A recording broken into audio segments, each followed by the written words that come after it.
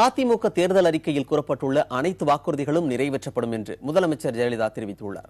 அரக்கோணத்தில் நடைபெற்ற பரப்புரை கூட்டத்தில் வேலூர், திருவண்ணாமலை மாவட்டங்களைச் சேர்ந்த 17 வேட்பாளர்களுக்காக அவர் வாக்கு சேகரித்தார். அதிமுக ஆட்சியில் 54 புதிய கல்லூரிகள் தொடங்கப்பட்டுள்ளதாக கூறிய முதலமைச்சர் ஜெயலலிதா பல்வேறு திட்டங்களால் கல்வித்துறையில் தமிழகம் முதலிடத்தில் இருப்பதாக கூறினார். காங்கிரஸ் திமுக கூட்டணி ஊழல் கூட்டணி என்று விமர்சித்த ஜெயலலிதா அதிமுகவின் தேர்தல் வாக்குறுதிகளை கூறி பரப்புரை செய்தார். தேர்தல் அறிக்கையில் இல்லாத புதிய வாக்குறுதியாக கிராம கோவில் பூசாரிகளுக்கு ஓய்வூதியம் அதிகரிக்கப்படும் என்றும் அவர் தெரிவித்தார்.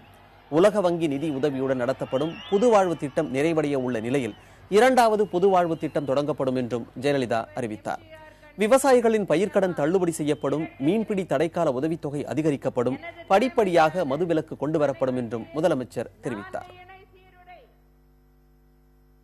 இந்து சமய அறநிலையத்துறையின் நேரடி ஆளுகையின் கீழ் கொண்டுவரப்படாத திருக்கோயில்களில் 20 ஆண்டுகளாக பணிபுரிந்து 60 வயதினை நிறைவு செய்து ஓய்வு பெற்ற கிராம கோயில் பூசாரிகளுக்கு 750 ரூபாய் என வழங்கப்பட்டு வந்த மாத ஓய்வூதியத்தை 1000 ரூபாயாக உயர்த்தி வழங்கியது எனது தலைமையிலான அனைத்து இந்திய அண்ணா திராவிட முன்னேற்ற கழக அரசு.